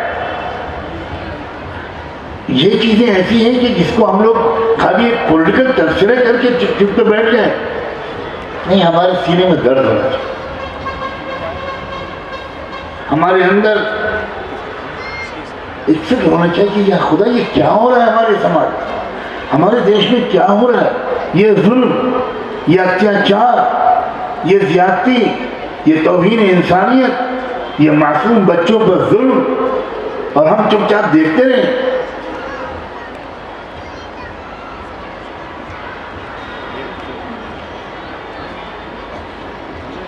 دیکھو، جب تک کہ چیلنجز نہیں آتے تب تک کام کرنے کے مواقع کھلتے نہیں۔ آپ کو تو اس پروگرام کا مجھے بتایا گیا، تھیم ہی یہ رکھا گیا کہ convert the challenges into opportunities. آپ چیلنجز کو مواقع میں تبدیل کرو، وہ چیلنجز کو مواقع میں بدل دو۔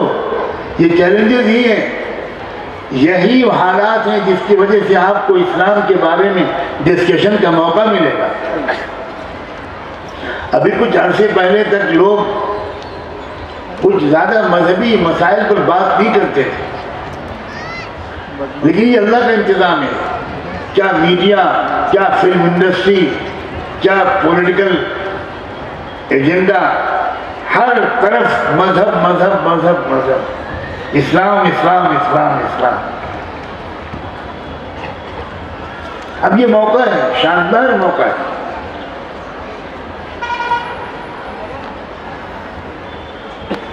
ہمارے اسی ملک میں ایک شنکراچاریہ ہیں۔ شنکراچاریہ کتنے قسم کے ہوتے ہیں یہ تو میں نہیں جانتا، لیکن وہ اپنے کو شنکراچاریہ ہی کہتے ہیں۔ انہوں نے ایک کتاب لکھی تھی پہلے اسلام کے خلاف،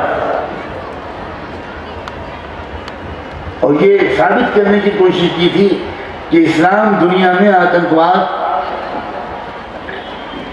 کا اصل کارن ہے۔ پھر کچھ لوگ ان سے ملے اور ان سے کہا کہ آپ نے اسلام کے بارے میں کون کون سی چیزیں پڑھی ہیں؟ کیا پڑھایا؟ تو انہوں نے کہا کہ اسلام جو دو کتابیں جو اسلام کے خلاف لکھی گئیں ان کا انہوں نے نام لیا. میں کتابوں کے نام بھی نہیں لوں گا اور پوچھنے والوں اور بتانے والوں کا بھی نام لوں گا. وہ دو کتابیں انہوں نے وہ بتائیں کہ جو اسلام کے خلاف بہت زہرآلود کتابیں. تو ان سے کہا گیا کہ آپ اتنے بڑے دھارمک گرو ہیں، مہاراج ہیں، آپ یہ سوچئے کہ انڈین کانسٹیٹیوشن پر تنقید کرنے کے لیے اگر آپ چائنیز کانسٹیٹیوشن پڑھیں گے تو کیا آپ کی تنقید کو کوئی معتبر سمجھے گا؟ آپ ایک کام کیجیے، آپ پہلے خود قرآن پڑھ لیں اور پہلے محمد صاحب کی جیونی خود پڑھ لیں، اس کے بعد آپ کا جو بھی فیصلہ ہو آپ اس کے مطابق کتاب لکھیں.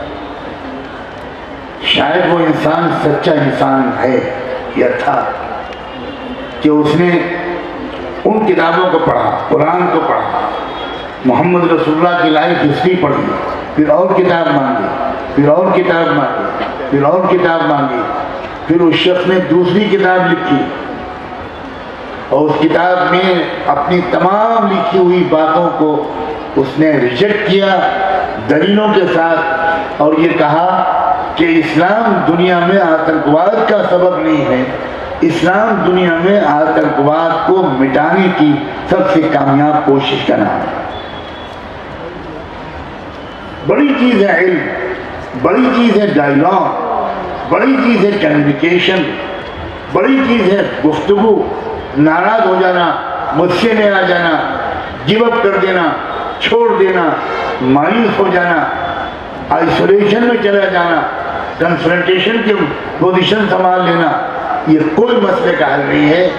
میری بچی اور بہنوں، مسئلے کا حل ہے کمیونیکیشن، ڈائیلاگ، گفتگو.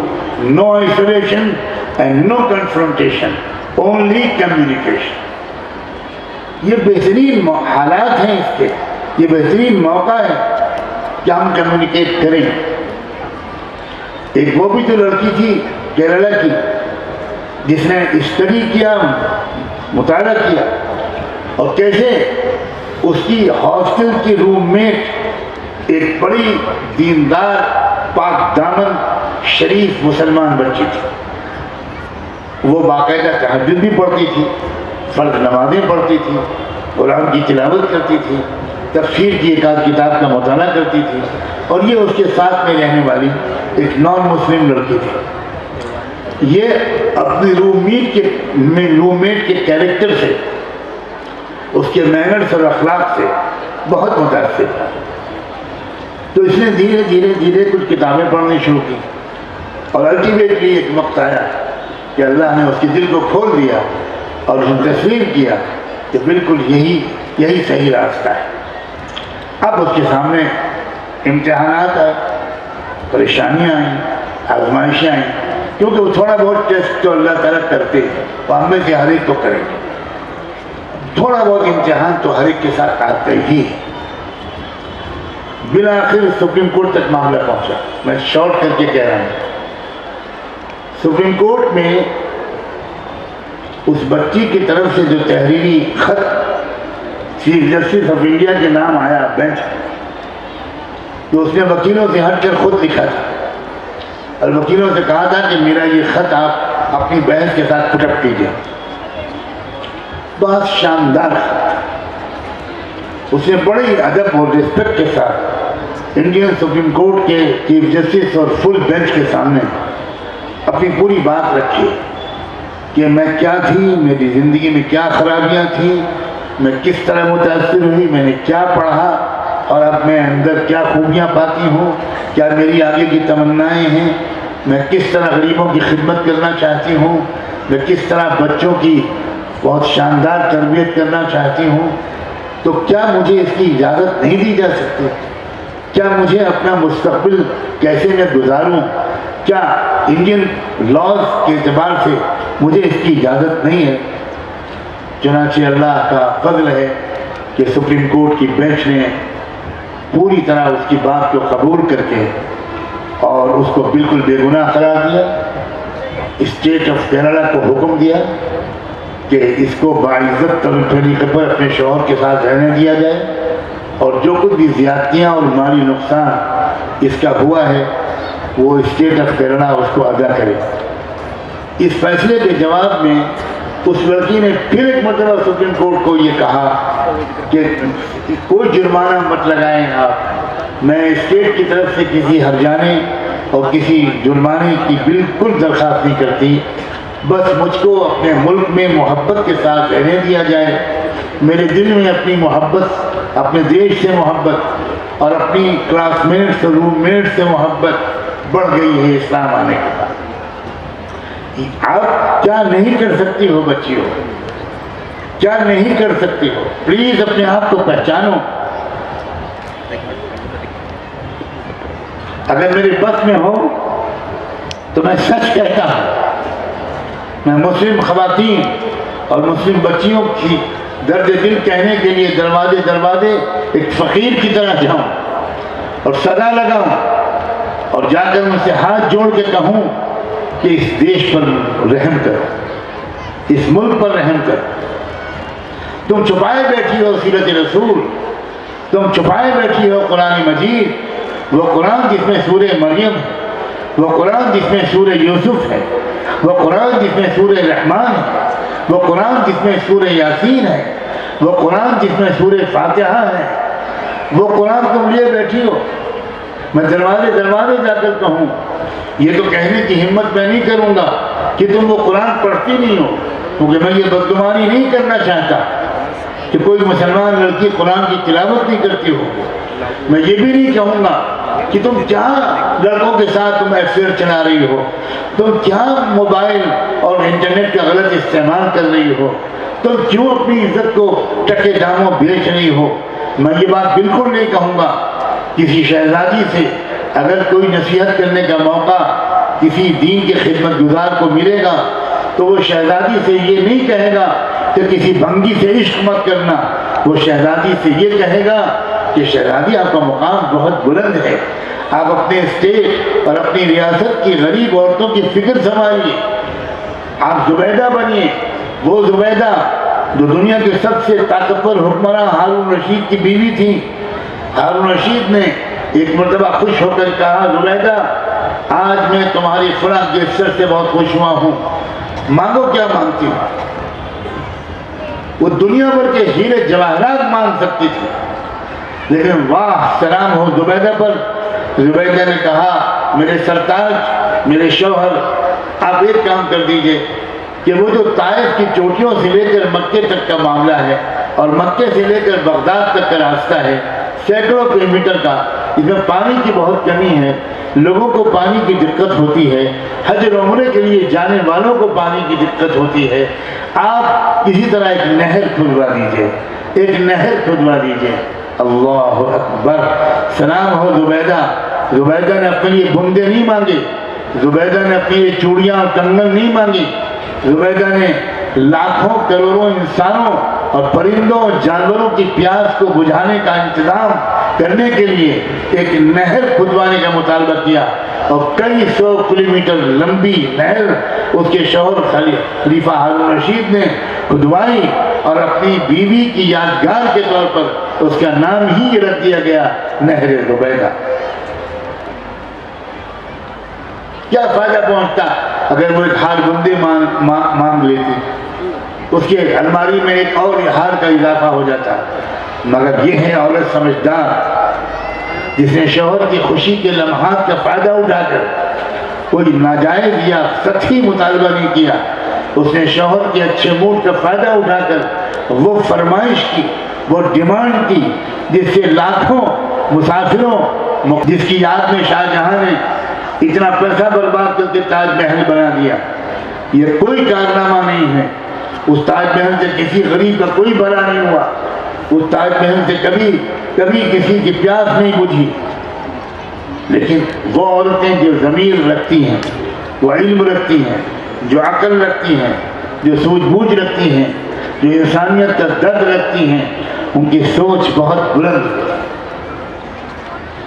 میری عزیز بچیوں، اپنی سوچ کو بلند کرو۔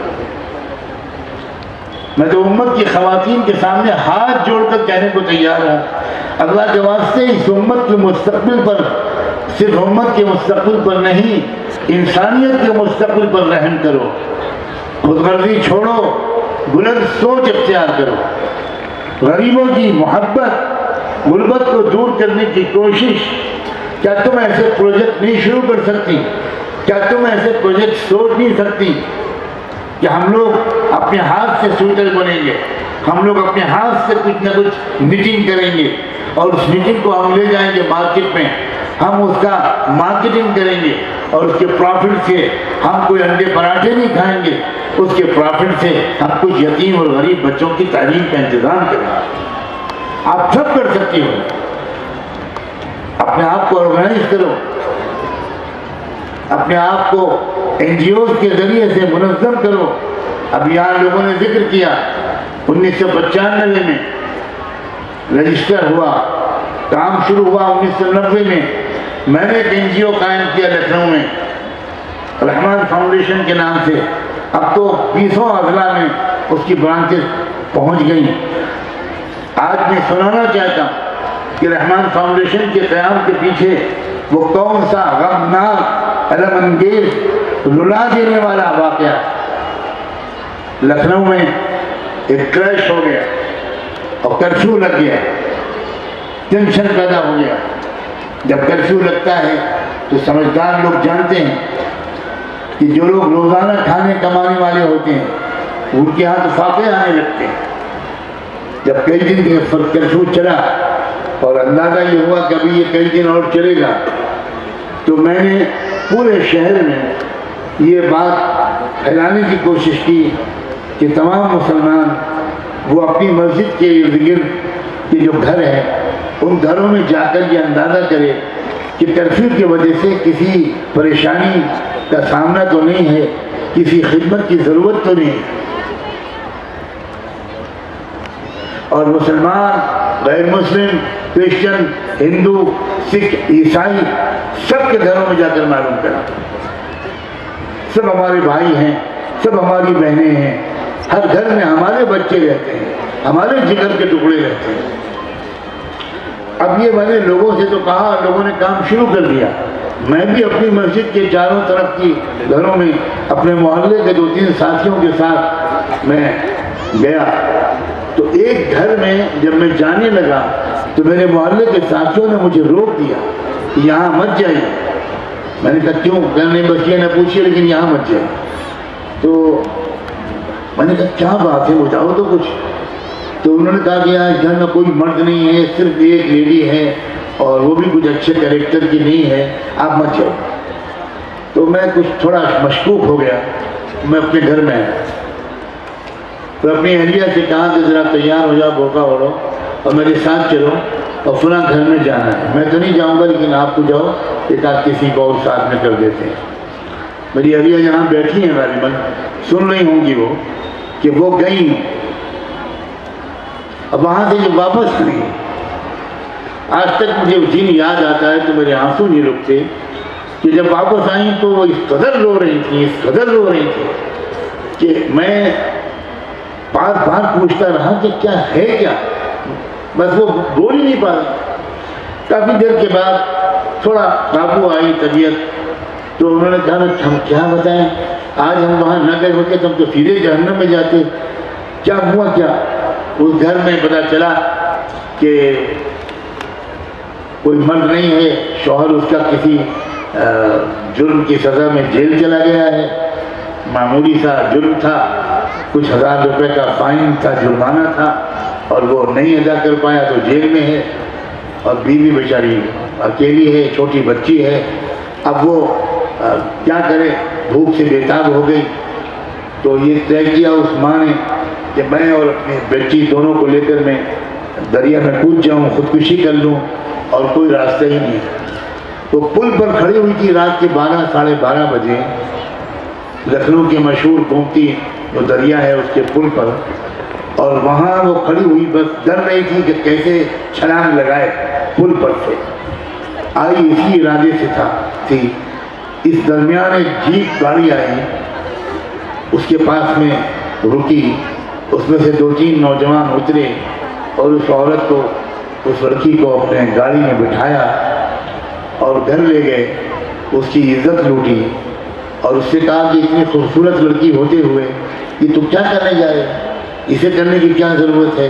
کوئی بات نہیں، ہم روزانہ شام کو گاڑی بھیج دیں گے، آ جانا، اور اس کو 100 روپے دے کر گھر واپس کر دیں۔ اب وہ بیچاری روتے روتے اہلیہ سے کہنے لگی کہ آپ کو میرے پاس نہیں آنا چاہیے تھا، میں بہت ناپاک عورت ہوں، آپ ایک بہت اچھے گھرانے کی ہیں، آپ کو ہمارے پاس نہیں آنا چاہیے، اب جائیے یہاں سے۔ جو جب بہت اصرار پر اس نے اپنا واقعہ سنایا تو اتنا مجھے ڈر لگا کہ یا اللہ، اگر کہیں اسی رات میں میرا انتقال ہو جاتا تو اللہ تعالیٰ کے یہاں میں کیا منہ دکھاتا کہ تم درس قرآن دیتے پھرتے ہو، تم مضامین لکھتے پھرتے ہو، تمہارے پڑوس میں میری ایک بندی اپنی بھوکی بچی کی وجہ سے عزت لوٹوا رہی ہے اور تمہیں کچھ خبر نہیں۔ یہ ہے رحمان فاؤنڈیشن کے قیام کا پس منظر۔ بس اس کے بعد میں ہل گیا، میں نے کہا بھائی ہم بہت نظر انداز کر رہے ہیں، گھروں کے اندر کیسی کیسی تکلیفیں چھپی ہوئی ہیں۔ اس کے بعد اس وقت بڑے ہمارے حضرت والد صاحب تھے، انہوں نے اسے جب میں نے ذکر کیا تو بہت انکریج کیا، انہوں نے کہا بسم اللہ کر کے کام شروع کرو۔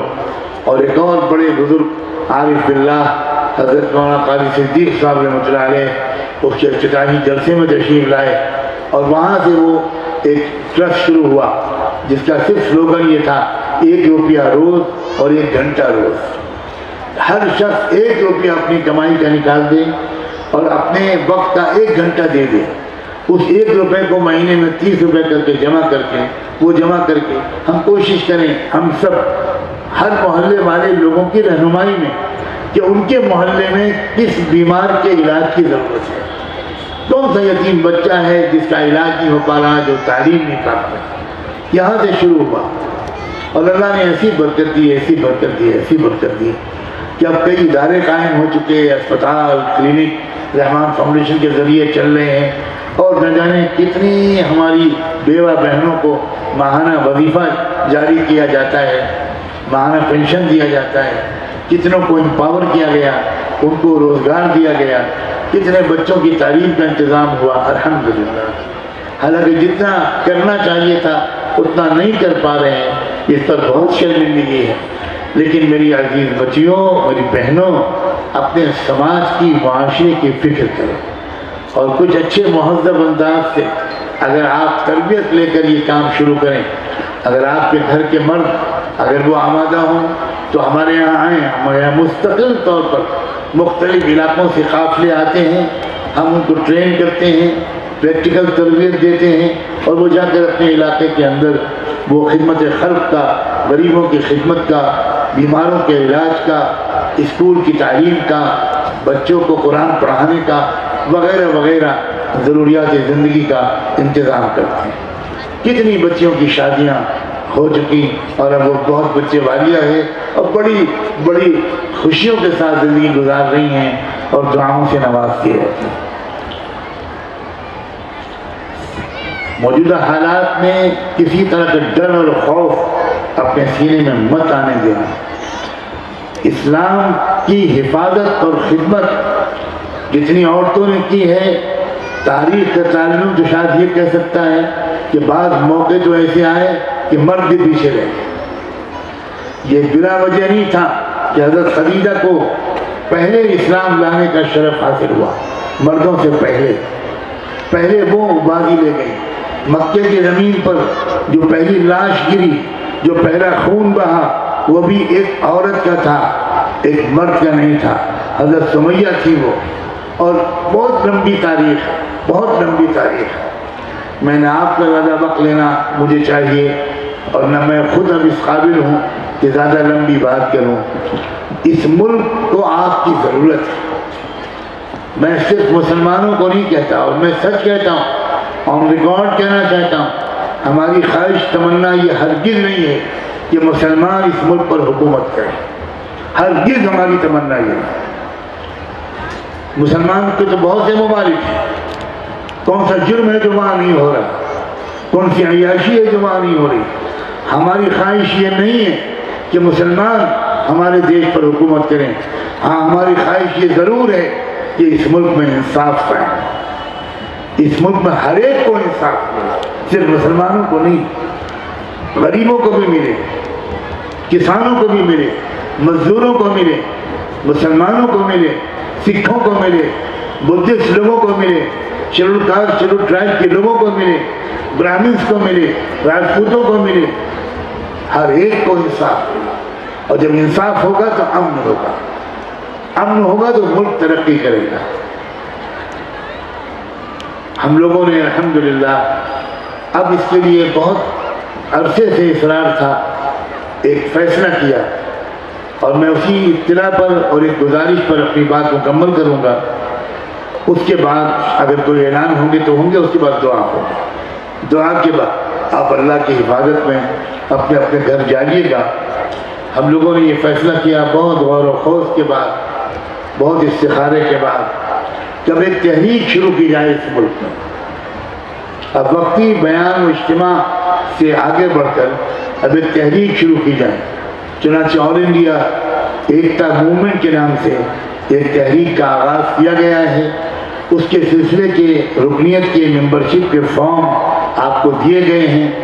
میری گزارش ہے کہ آپ زیادہ سے زیادہ بہنیں اور بچیاں اس ممبرشپ کو قبول کریں، اس فارم کو فل اپ کریں، اور جو منتظمین یہاں آپ کو اس کا طریقہ بتائیں اس کے مطابق آپ اس فارم کو جمع کریں.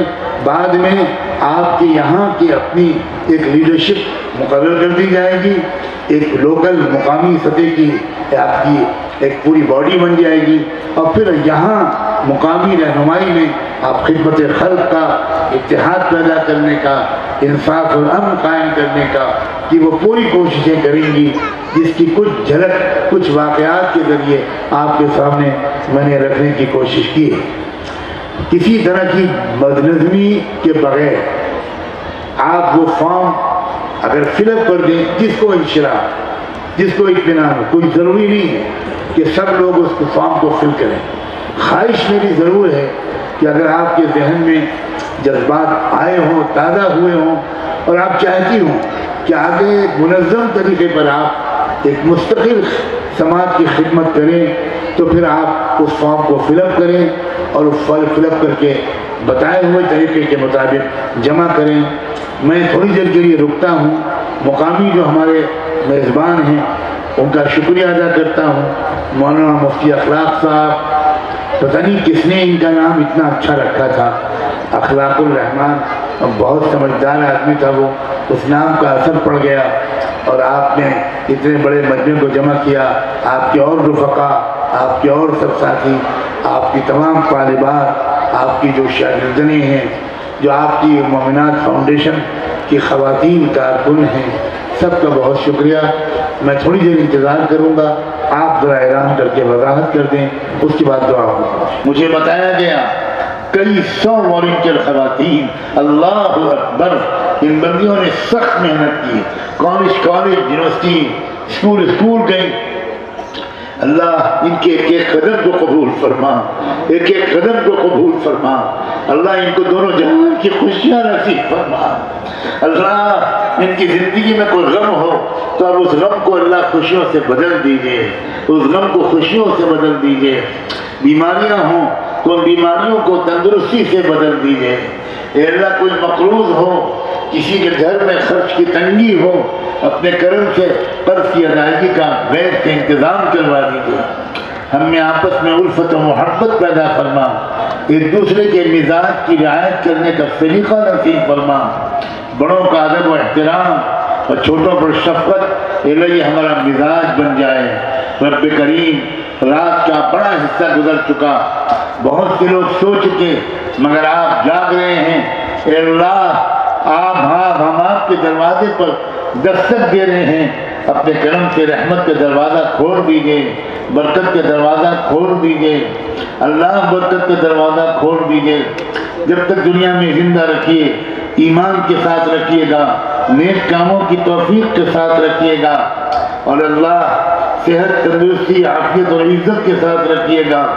اور اللہ جب وقت مقرر آئے تو آسان موت دے کر ایمان کامل پر اپنے پاس بلا لیجیے گا اور بلا حساب و کتاب معاف کر کے جنت میں جگہ دے دیجیے گا۔ اللہ زندگی کا حساب تو دور کی بات ہے، ہم تو 1 گھنٹے کا بھی حساب نہیں دے پائیں گے۔ اللہ معاف فرما، اے رحمان معاف فرما، اے کریم معاف فرما، اے حنان معاف فرما، اے منان معاف فرما، اے ستار معاف فرما، اے غفار معاف فرما۔ اللہ آخر میں ایک گزارش اور ہے، ہم سب کے نام لے لے کر رحمت دو عالم صلی اللہ علیہ وآلہ وسلم کی خدمت اقدس میں ہم سب کی طرف سے درود و سلام بھجوا دیجیے، ان پر اور ان کی آل پر، اہل بیت پر، صحابہ اور صحابیات پر، ازواج مطہرات پر، ذریت طیبہ پر اور ان کے نقش قدم پر چلنے والے تمام اولیاء اللہ پر، تمام مشائخ پر، بالخصوص اللہ فاتح ہندوستان، اللہ فاتح ہندوستان سلطان الاولیاء غریب نواز حضرت خواجہ معین الدین چشتی رحمۃ اللہ علیہ، جو یہاں سے چند کلومیٹر کے فاصلے پر آرام فرما رہے ہیں، ان سب کو ہمارا سلام پہنچا اور انہی کے راستے پر جینے اور مرنے کی ہم سب کو توفیق عطا فرما۔ وصلی اللہ تعالی علی خیر خلقہ سیدنا محمد وعلی آلہ وصحبہ اجمعین برحمتک یا ارحم الراحمین۔ ذرا ملت ٹائمز کو آپ کی ضرورت ہے، ہماری آپ مالی مدد کریں۔